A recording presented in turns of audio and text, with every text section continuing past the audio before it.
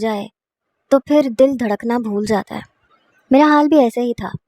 محبت کسی سے تھی، رخصت میں کسی اور کے ہمراہ ہو رہی تھی۔ میرا دل جیسے دھڑکنا بھول گیا تھا۔ سانس لینے کے باوجود بھی میں بہت زیادہ گھٹن محسوس کر رہی تھی، اور بہت جلد مجھے اس رشتے سے چھٹکارا حاصل کرنا تھا۔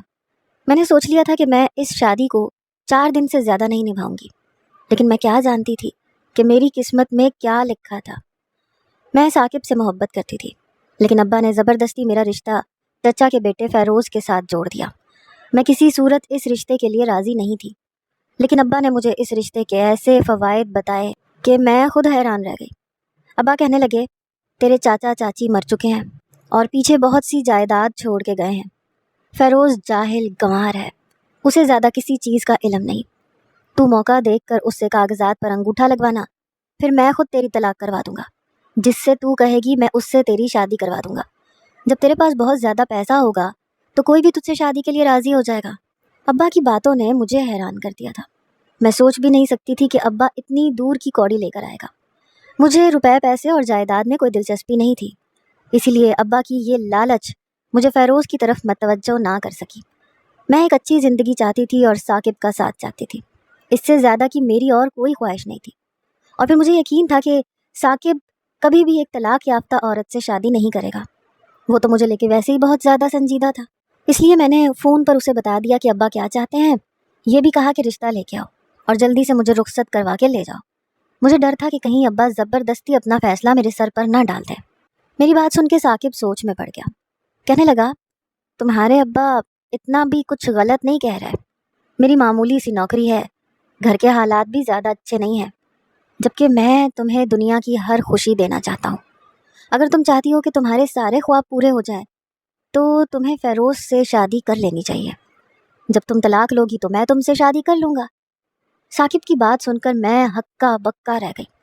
مجھے لگا تھا کہ یہ سب کچھ سن کر وہ غصے میں آ جائے گا، رشتہ بھیجنے کی بات کرے گا اور جھٹ پٹ شادی کا انتظام کرے گا، لیکن وہ تو ابا ہی کی زبان کہہ رہا تھا۔ ثاقب کی باتوں پر میں حیران رہ گئی تھی۔ میری کبھی بڑی خواہشیں نہیں رہی تھیں، نہ میں نے ثاقب سے کسی بنگلے یا گاڑی کی فرمائش کی تھی۔ میں تو اس کے چھوٹے سے گھر میں بھی اس کے ساتھ گزارا کرنے کو تیار تھی، مگر وہ نہ جانے کن خواہشات کی بات کر رہا تھا۔ جبکہ اس کی بات سن کر میں کافی دیر تک کچھ نہ بولی تو ثاقب کہنے لگا کہ ہوش کے ناخن لو۔ اس دنیا میں جینے کے لیے اور اپنی خواہشیں پوری کرنے کے لیے پیسوں کی ضرورت ہوتی ہے۔ میرے ساتھ تو میرا اتنا بڑا کنبہ ہے اور میری ہی نوکری سے سارا گھر چلتا ہے، بہنوں کی ذمہ داریاں بھی ہیں۔ میں تمہارے سارے ارمان اور خواہشیں پوری نہیں کر پاؤں گا، اسی لیے جب تم اپنے ساتھ کچھ پیسہ لاؤ گی تو ہماری زندگی سکون سے گزر جائے گی۔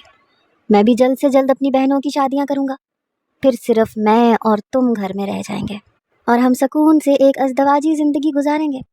اگر میں ابھی تم سے شادی کی بات کرتا ہوں تو پھر ساری زندگی میری اپنی بہنوں کی شادیاں کرتے ہوئے ہی گزر جائے گی اور ہماری اپنی کوئی لائف نہیں ہوگی۔ میں بس ثاقب کی بات سنے جا رہی تھی۔ آج سے پہلے تو اس نے ایسی کوئی بات نہیں کی تھی، نہ یہ کہا تھا کہ بہنوں کی شادیوں کی ذمہ داری اس کے اکیلے کے کندھوں پہ ہے، لیکن آج نہ جانے اسے کون کون سی ذمہ داریاں یاد آ رہی تھیں۔ ثاقب نے مجھے خود اس بات کی اجازت دی کہ میں اپنے چچا کے بیٹے سے شادی کر لوں۔ کہنے لگا کہ تم شادی کے بعد فیروز سے کوئی تعلق قائم نہ کرنا، وہ تو گاؤں کا پینڈو لڑکا ہے، تم اسے نیند کی دوا دے کے سلاتی رہنا، اور جب جائیداد اپنے نام کروا لو تو پھر طلاق لے لینا۔ اس طرح تمہیں بھی کوئی پریشانی نہیں ہوگی اور مجھے بھی تمہاری شادی سے کوئی مسئلہ نہیں ہوگا۔ ثاقب نے سارے حل خود ہی نکال لیے تھے، مگر سچ تو یہ تھا کہ میں کسی طرح بھی فیروز کے نکاح میں نہیں جانا چاہتی تھی، کیونکہ میں سچ میں ثاقب سے محبت کرتی تھی۔ لیکن جب ثاقب کو ہی اس بات پہ کوئی اعتراض نہیں تھا تو پھر میں کیا کہتی۔ اپنے دل پہ پتھر رکھ کے میں نے ابا کو ہاں کر دی۔ ابا نے فیروز کو رشتے کی بات کرنے کے لیے گھر بلا لیا۔ وہ بالکل پینڈو قسم کا لڑکا تھا، ہر وقت میرے آگے پیچھے پھرتا، بہانے بہانے سے ہمارے گھر آتا، میرے لیے بہت سے تحائف لاتا، لیکن میرا دل کبھی اس کی طرف سے نرم نہیں ہوا۔ مجھے تو اس کے لائے ہوئے تحائف بھی بالکل پسند نہیں آتے تھے، لیکن اسے استعمال کرنا میری مجبوری تھی۔ اس کے پاس گاڑی تھی، مجھے جب بھی کسی دوست کے گھر جانا ہوتا تو ابا صرف اسی کے ساتھ جانے کی اجازت دیتے، اس لیے میں اس کے ساتھ اپنا رویہ تھوڑا نارمل رکھتی، مگر میں نے کبھی اس سے شادی کا نہیں سوچا تھا۔ فیروز کے اماں ابا گاؤں میں رہتے تھے، ان کی گاؤں میں ہی زمینیں تھیں۔ فیروز شہر تعلیم حاصل کرنے کے لیے آیا تھا، لیکن یہاں آنے کے بعد اس کا پڑھائی میں دل نہ لگا تو اس نے یہیں ایک کاروبار شروع کر دیا۔ اس کا کاروبار چل پڑا۔ چچا چچی ہزاروں ایکڑ زمین اس کے نام چھوڑ کے گئے تھے اور وہ خود بھی کاروبار کا مالک بن گیا تھا۔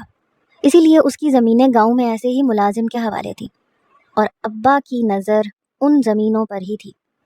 میرے لیے حامی بھرتے ہی ابا نے فیروز کو گھر بلایا، میری اور اس کی شادی کی بات کی تو اس کا چہرہ خوشی سے کھل اٹھا۔ وہ مسکرا کے کہنے لگا کہ تایا جان، میں آپ کے ہر حکم پہ قربان جاؤں، مجھے فضیلہ سے شادی کرنے پر کوئی اعتراض نہیں ہے۔ اس کی بات سن کر میرا دل چاہا کہ اس کا سر پھاڑ دوں، لیکن کیا کرتی، ابا کے آگے مجبور تھی۔ ابا نے شادی کے لیے جلدی کا شور ڈالا تو فیروز بھی راضی ہو گیا۔ گاؤں سے بس چند ایک مہمانوں کو ہی بلانا تھا۔ ابا نے شادی کی تیاری شروع کی تو فیروز نے ₹1,00,000 ابا کے ہاتھ پہ رکھ دیا۔ کہنے لگا آپ اس سے بس فضیلہ کا جوڑا خرید لیں، باقی سب کچھ میں خود خریدوں گا، میں نئے سرے سے اپنا پورا گھر سیٹ کرواؤں گا۔ ابا خوش ہو گئے، کہنے لگے ٹھیک ہے۔ ابا نے فیروز سے ₹1,00,000 لے لیے۔ ان ₹1,00,000 سے میری شادی کا جوڑا آ گیا۔ میرا جوڑا انتہائی خوبصورت اور حسین تھا، جیسا کہ میں تصور میں دیکھا کرتی تھی، لیکن افسوس کی بات یہ تھی کہ میں دلہن تو بن رہی تھی مگر ثاقب کے لیے نہیں، فیروز کے لیے، اور اسی بات پر میرا دل دکھا ہوا تھا۔ میں نے سوچا تھا کہ 1-2 دن میں فیروز کو اپنے اشاروں پہ نچا کے اس سے زمینوں کے کاغذات پر انگوٹھا لگوا لوں گی اور پھر طلاق لے کے واپس آ جاؤں گی۔ میں نے ابا سے بھی کہہ دیا تھا کہ آپ کاغذات تیار کروا لیں، میں زیادہ دن فیروز کے ساتھ گزارا نہیں کر سکتی۔ شادی سے 2 دن پہلے فیروز ہمارے گھر آیا۔ ابا سے مجھے اپنے ساتھ لے جانے کی اجازت مانگنے لگا۔ ابا نے بنا کچھ پوچھے اجازت دے دی۔ فیروز کے ساتھ میں اب کہیں نہیں جانا چاہتی تھی، اس لیے میں نے حیرت سے پوچھا کہ کہاں لے کے جا رہے ہو، لیکن اس نے میری بات کا جواب نہ دیا۔ مجبوراً مجھے اس کی گاڑی میں بیٹھنا پڑا۔ پھر وہ مجھے شہر کی سب سے بڑے جیولر کی دکان پہ لے گیا۔ کہنے لگا تم اپنی منہ دکھائی کا تحفہ خود پسند کرو۔ اس نے مجھے کرسی پہ بٹھا دیا اور خود وہ محبت بھری نظروں سے مجھے دیکھنے لگا۔ اس کی اس حرکت پر میرا خون کھول رہا تھا۔ میں نے جان بوجھ کر قیمتی ہیروں کی انگوٹھی پہ ہاتھ رکھ دیا، کہا کہ مجھے یہ چاہیے۔ مجھے لگا تھا وہ مجھے نہیں دلا سکے گا، لیکن اس وقت میری حیرت کی انتہا نہ رہی جب اس نے خوشی خوشی وہ ہیرے کی انگوٹھی مجھے خرید دی۔ میرے فون پہ ثاقب کا فون آ رہا تھا۔ میں نے ایک نظر فیروز پہ ڈالی جو انگوٹھی کا بل ادا کرنے میں مصروف تھا، اور خود ایک سائیڈ ہو کر ثاقب کو بتانے لگی کہ فیروز مجھے زیورات دلوانے کے لیے نکلا ہے۔ میری بات سن کے ثاقب کہنے لگا کہ پھر تھوڑے بہت پہ بس نہ کرنا، جتنا سمیٹ سکو سمیٹ لینا، یہی سب بعد میں کام آنے والا ہے۔ ثاقب کی بات سن کر میں چونک اٹھی۔ میرے دل میں اتنا لالچ نہیں تھا، اس لیے میں نے بس ایک انگوٹھی لی تھی، اور وہ بھی میں نے غصے میں مہنگی خریدی تھی۔ میرا مقصد فیروز کو لوٹنا نہیں تھا، لیکن ثاقب کی بات سن کر میں سوچ میں پڑ گئی۔ پھر اس کے کہنے کے مطابق میں ایک کے بعد ایک کافی ساری چیزوں پر ہاتھ رکھتی چلی گئی اور حیران رہ گئی جب فیروز نے بنا کچھ کہے مجھے ہر چیز دلا دی۔ پھر اس نے مجھے ایک بڑے سے ہوٹل میں کھانا کھلایا اور عزت سے مجھے میرے گھر واپس چھوڑ دیا۔ اس نے نہ میرا ہاتھ پکڑا تھا، نہ کوئی رومانوی جملہ کہا تھا، جبکہ میں جب بھی ثاقب سے ملتی تھی تو وہ بے ساختہ میرا ہاتھ پکڑتا تھا، میرے قریب ہونے کی کوشش کرتا، مجھ سے محبت بھری باتیں کرتا، لیکن فیروز نے ایسی کوئی حرکت نہیں کی تھی۔ اس لیے مجھے سکون ہو گیا، ورنہ میں یہ سوچ کے بے قرار تھی کہ اگر فیروز میرا ہاتھ پکڑ کر میرے قریب ہونے کی کوشش کرتا تو میں کیا کرتی۔ تمام زیورات کے ساتھ فیروز نے مجھے میرے گھر چھوڑ دیا۔ پھر شادی والا دن آ گیا، وہ دلہا بن کر ہمارے گھر آیا تو اسے دیکھ کے میرا جی متلانے لگا۔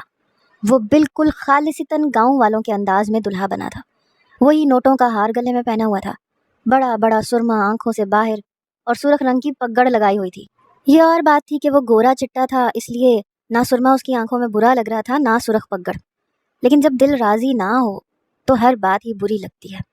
مجھے بھی وہ بالکل پینڈو اور گنوار محسوس ہو رہا تھا۔ میری دوستوں نے جب اسے دیکھا تو خوب مذاق اڑایا، کہنے لگیں کہاں ثاقب، کہاں فیروز، تم نے بھی ثاقب کو چھوڑ کے کس کو چن لیا؟ میں نے ایک گہرا سانس لیا اور اپنی دوستوں کو بتا دیا کہ میں یہ شادی ثاقب کی مرضی سے کر رہی ہوں، اور بس یہ شادی 2-4 دن پہ ہی ٹکی ہوئی ہے۔ ایک دفعہ میں فیروز سے جائیداد نام کروا لوں پھر ثاقب سے ہی شادی کروں گی۔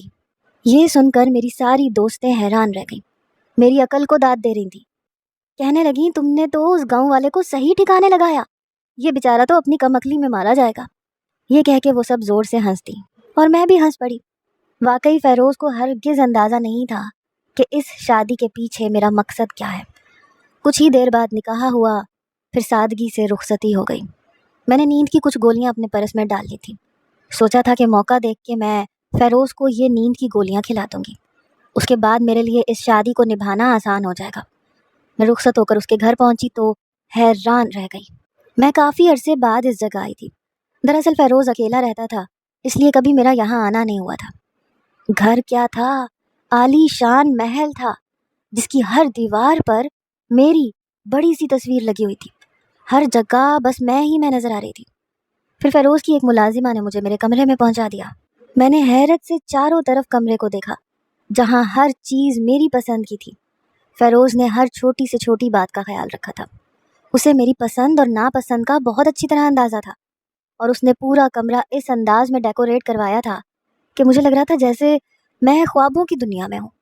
اگر میرا شہزادہ فیروز کے بجائے ثاقب ہوتا تو میں اس خوشی کو ٹھیک طرح سے محسوس کر پاتی۔ ابھی تو یہ سب کچھ میرے لیے عارضی تھا۔ کچھ ہی دیر بعد جب فیروز کمرے میں آیا تو مسکرا کر اس نے مجھے رونمائی کا تحفہ دیا۔ کہنے لگا، یہ بنگلہ میں نے تمہارے نام کر دیا ہے، یوں سمجھو کہ یہ تمہارا حق مہر ہے۔ اس کی بات سن کر میں اچھل پڑی۔ جو بات میں نے سوچی تھی وہ اس نے پوری بھی کر دی۔ پتہ نہیں کیسے وہ ہمیشہ میرے دل کی بات سے واقف ہو جایا کرتا تھا۔ میرے کہنے سے پہلے ہی اسے پتہ چل جاتا تھا کہ میرے دل اور دماغ میں کیا چل رہا ہے۔ ابھی بھی شاید اس نے میری سوچوں کو پڑھ لیا تھا۔ کچھ دیر تک وہ مجھ سے اپنی محبت کا اظہار کرتا رہا۔ کہنے لگا کہ وہ اس شادی پر بہت خوش ہے۔ اس کے ماں باپ کے جانے کے بعد پہلی دفعہ اس کی زندگی میں کوئی خوشی آئی ہے۔ وہ بہت کچھ کہہ رہا تھا اور میں بس بے دلی سے اس کی باتیں سن رہی تھی۔ کچھ دیر بعد میں نے تھکن کا اظہار کیا تو کہنے لگا کہ تم کپڑے تبدیل کر لو، میں ملازمہ سے دودھ منگواتا ہوں۔ پھر یہ سن کر مجھے سکون ہو گیا۔ میں نے سوچا میں دودھ کے گلاس میں نیند کی دوا ملا دوں گی۔ میں اٹھ کے کپڑے تبدیل کرنے کے لیے چلی گئی۔ جب واپس آئی تو کمرے میں دودھ کے گلاس رکھے ہوئے تھے۔ فیروز بھی فریش ہونے کے لیے چلا گیا۔ یہی موقع ٹھیک تھا۔ میں نے جلدی سے نیند کی دوا نکال کے دودھ میں ملا دی اور انتظار کرنے لگی کہ کب فیروز یہ دودھ پیے اور سو جائے۔ میرے لیے تو اس رات کا ایک ایک لمحہ بہت بھاری تھا۔ کچھ دیر بعد فیروز فریش ہو کے آیا تو اس نے دودھ کا گلاس اٹھا کے اپنے ہونٹوں سے لگا لیا۔ وہ گھونٹ گھونٹ دودھ پی رہا تھا اور میرے اندر سکون اتر رہا تھا۔ مجھے یقین تھا کہ بس تھوڑی ہی دیر بعد وہ گہری نیند میں ہوگا۔ لیکن کچھ دیر گزرنے کے بعد فیروز نیند کی وادی میں جانے کے بجائے پوری طرح بہک گیا اور اس نے وہ حرکتیں شروع کیں کہ میرے رونگٹے کھڑے ہو گئے۔ وہ بالکل بے اختیار ہو چکا تھا۔ میرے پاس بھی ایسا کوئی جواز نہیں تھا کہ میں اسے خود سے دور کر پاتی۔ نہ جانے دودھ میں ایسا کیا تھا کہ اسے اپنا ہوش بھی نہیں رہا۔ میں اسے خود سے دور کرنے کی کوشش کرنے لگی لیکن ناکام رہی، اور پھر اس نے مجھ سے زبردستی اپنا ہر حق وصول کیا۔ میری آنکھوں سے بس آنسو بہتے ہی رہے۔ مجھے ثاقب نے سختی سے تاکید کی تھی کہ مجھے فیروز کے ساتھ کوئی تعلق نہیں بنانا۔ وہ چاہتا تھا کہ میں فیروز کو نیند کی دوائیں دے کے سلاتی رہوں جب تک میرا مقصد پورا نہ ہو جائے۔ میں ہر حال میں اس سے دور رہوں۔ لیکن پہلی ہی رات فیروز نے مجھے استعمال کیا تھا۔ میں نے دودھ میں نیند کی دوا ملائی تھی، مگر نہ جانے کیوں نیند آنے کے بجائے کچھ الٹا ہی ہوا تھا۔ یہ نیند کی دوا مجھے ثاقب نہیں دی تھی، مگر پتہ نہیں کیوں دوا نے اپنا اثر نہیں کیا۔ مجھے پوری طرح استعمال کرنے کے بعد فیروز گہری نیند سو گیا۔ پھر اگلی صبح وہ اٹھا تو میں بستر پر ایک کونے سے بیٹھی آنسو بہا رہی تھی۔ مجھے دیکھ کے وہ حیرت سے مجھ سے پوچھنے لگا، کیا ہوا فضیلہ، تم کیوں رو رہی ہو؟ اس کی بات سن کے میرا غصہ آسمان کو پہنچ گیا۔ میں نے کہا، تم نے مجھے کس بے دردی سے استعمال کیا ہے؟ کیا تمہیں اندازہ بھی ہے تم نے کیا کیا ہے؟ فیروز نے انکار میں سر ہلایا۔ کہنے لگا، میں نے تو کچھ بھی نہیں کیا۔ اس کی بات سن کر میں اچھل پڑی۔ اسے شاید پتہ ہی نہیں تھا کہ وہ میرے ساتھ کیا کر گزرا ہے۔ میں نے غصے سے کہا کہ تم نے جانوروں کی طرح میرے ساتھ سلوک کیا ہے۔ میری بات سن کے وہ دھیرے سے مسکرایا۔ کہنے لگا، تم میری بیوی ہو، میں نے صرف اپنا حق وصول کیا ہے اور کچھ نہیں۔ اور اب تم ایک چھوٹا سا کام کرو، اپنے اس عاشق کو فون لگاؤ اور اسے بتاؤ کہ میں تمہیں استعمال کر چکا ہوں۔ کیا اب بھی وہ تمہیں قبول کرے گا یا پھر اس کی محبت بس یہیں تک ہی تھی؟ فیروز کی بات سن کر میں پوری طرح اچھل پڑی۔ فیروز اٹھ کے بیٹھ گیا۔ کہنے لگا، میں بہت اچھی طرح جانتا ہوں کہ تم نے مجھ سے شادی کیوں کی ہے۔ میں نے تمہاری اور تمہاری دوستوں کی ساری باتیں سن لی تھی، اور میں اس سے پہلے سے بھی واقف تھا کہ تمہاری زندگی میں کوئی اور موجود ہے۔ اور پھر جب میں نے پتہ کروایا تو مجھے ثاقب کے بارے میں پتہ چلا۔ میں نے اس کی معلومات نکلوائیں تاکہ خود تمہیں کسی اچھے اور محفوظ ہاتھوں میں سونپ دوں۔ لیکن جب مجھے پتہ چلا کہ ثاقب بہت خراب انسان ہے وہ بہت زیادہ لالچی ہے، خود غرض ہے، تو میں نے فیصلہ کیا کہ میں زبردستی تمہیں حاصل کر لوں گا اور پھر ثاقب خود ہی تم سے دور ہو جائے گا۔ اب اگر تم اسے یہ بتاؤ گی کہ میں تمہیں حاصل کر چکا ہوں تو وہ کبھی تم سے شادی کی بات نہیں کرے گا۔ فیروز کی بات سن کر میں ہکا بکا رہ گئی۔ وہ میری طرف دیکھتے ہوئے کہنے لگا، جو شخص اپنی محبت کو پیسے کی خاطر کسی دوسرے کے نکاح میں دے دے، کیا وہ شخص قابل بھروسہ ہو سکتا ہے؟ اگر آج ثاقب تمہیں میرے نکاح میں میرے حوالے کر سکتا ہے تو کل کو تم سے شادی کے بعد وہ پیسے کے لیے تمہیں کسی اور کے حوالے بھی کر سکتا ہے۔ کیا تم نے کبھی اس بارے میں سوچا ہے کہ وہ پیسے کی خاطر کیا کچھ نہیں کر سکتا؟ فیروز کی بات سن کے مجھے غصہ آ گیا۔ میں بستر سے اٹھ کے کھڑی ہو گئی اور کہا کہ تم ثاقب کے بارے میں غلط سوچ رکھتے ہو، وہ ایسا بالکل بھی نہیں ہے۔ میری بات سن کے فیروز کہنے لگا، ٹھیک ہے، اسے فون ملا کر اسپیکر پہ ڈالو اور اسے کہو کہ میں تمہیں حاصل کر چکا ہوں اور تمہیں ایسے ہی طلاق دے رہا ہوں۔ نہ ہی تمہارے پاس کوئی پیسہ ہے، نہ ہی تم میری جائیداد اپنے نام کروا سکی ہو، پھر دیکھنا وہ کیا کہتا ہے۔ فیروز کی بات سن کر میرے قدم ڈگمگا گئے تھے۔ کہیں نہ کہیں مجھے بھی یہ اندازہ ہو چکا تھا کہ ثاقب کی نیت فیروز کی دولت پر تھی اور اس کے لیے اس نے مجھے اس شادی پر مجبور کیا تھا، لیکن پھر بھی میں ثاقب کی محبت پر بھروسہ رکھنا چاہتی تھی، اسی لیے میں نے ثاقب کو فون ملایا اور ہر وہ بات کہہ دی جو فیروز نے کہی تھی۔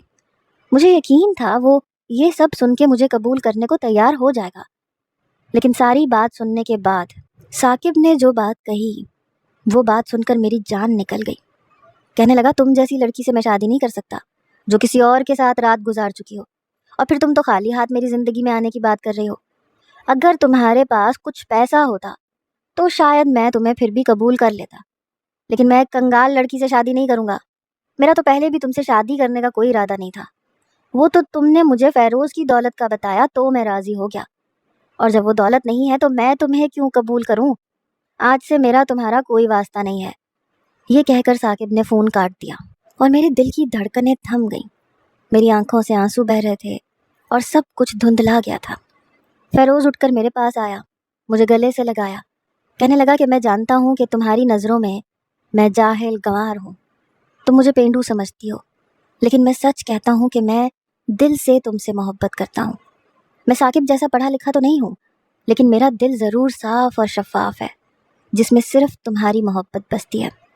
اگر تم چاہو گی تو میں تمہیں آزاد کر دوں گا، ساری جائیداد بھی تمہارے نام کر دوں گا، لیکن یاد رکھنا مجھ سے زیادہ تم سے کبھی کوئی اور محبت کر نہیں پائے گا۔ میں فیروز کے گلے لگ کر پھوٹ پھوٹ کر رو پڑی۔ وہ میرا شوہر تھا، میرا محرم تھا، میری سچائی جاننے کے بعد بھی اس نے مجھے چھوڑا نہیں تھا، بلکہ مجھے سچائی کا آئینہ دکھایا تھا، مجھے ثاقب کی حقیقت دکھا کر مجھ پر احسان کیا تھا۔ میں نے فیروز سے کہا کہ میں باقی کی زندگی اسی کے ساتھ گزارنا چاہتی ہوں۔ میری بات سن کر وہ کھل اٹھا۔ اس نے مجھے بتایا کہ وہ جانتا تھا کہ میں نے اسے سلانے کے لیے دودھ میں نیند کی دوا ملائی ہے، اس لیے جب میں فریش ہونے کے لیے گئی تو اس نے دوائیں بدل دیں، نیند کی دوائی ہٹا کر طاقت کی دوائی میرے بیگ میں ڈال دی تھی۔ فیروز کی بات سن کر میں شرمندہ ہو گئی۔ میری ساری سچائی جاننے کے بعد بھی فیروز نے مجھے نہ کوئی تانا دیا، نہ ہی کوئی ایسی بات کی کہ جس سے میں کبھی اس سے نظر نہ ملا پاتی۔ اس نے تو بس مجھ سے بے انتہا محبت کی تھی اور اس بات کو ثابت کر دیا تھا کہ جو سچی محبت کرتا ہے وہ محبوب کی ہر غلطی کو معاف کر دیتا ہے۔ آنے والے کچھ دنوں میں اس نے اس طرح سے مجھ پر اپنی محبت نچھاور کی کہ میں خود حیران رہ گئی۔ وہ صرف مجھ سے محبت نہیں کرتا تھا بلکہ اس نے میری عزت کی تھی، میری قدر کی تھی، اور ہر عورت یہی تو چاہتی ہے۔ میں نے اپنے ابا کو بھی صاف لفظوں میں بتا دیا تھا کہ میں فیروز کے ساتھ خوش ہوں، اس کو چھوڑنا نہیں چاہتی۔ ابا نے میری اور فیروز کی شادی اس لیے کروائی تھی کیونکہ انہیں کاروبار میں کافی نقصان ہو رہا تھا اور وہ فیروز کی زمینیں حاصل کر کے اس نقصان کو پورا کرنا چاہتے تھے۔ جب یہ بات میں نے فیروز کو بتائی تو فیروز نے خود ہی میرے ابا کی بہت مدد کی، ابا کا کاروبار پھر سے کھڑا کر دیا۔ ابا بھی بہت شرمندہ تھے، انہوں نے اپنے بھتیجے کو استعمال کرنا چاہا تھا، لیکن فیروز بہت بڑے ظرف کا مالک تھا، اس نے بنا کچھ کہے سب کو معاف کر دیا اور سبھی زندگی میں آگے بڑھ گئے۔ کبھی کبھی پلٹ کر دیکھتی ہوں تو مجھے بہت افسوس ہوتا ہے کہ میں نے ثاقب جیسے شخص کو اپنے لیے منتخب کیا تھا۔ اگر میں اس سے شادی کر بھی لیتی تو شاید فیروز کی دولت مجھ سے حاصل کرنے کے بعد وہ مجھے ہمیشہ کے لیے اپنی زندگی سے نکال دیتا۔ میں سب بہنوں بیٹیوں سے یہی کہوں گی کہ ہر انسان اس قابل نہیں ہوتا کہ اس سے محبت کی جائے، اس پر بھروسہ کیا جائے۔ اپنی زندگی میں شامل ہونے والے ہر شخص کو سوچ سمجھ کر اس پر بھروسہ کیجیے گا، ورنہ کہیں نہ کہیں آپ کو بھی وہ ٹھیس پہنچ سکتی ہے جو ٹھیس ثاقب کے ذریعے مجھے پہنچی۔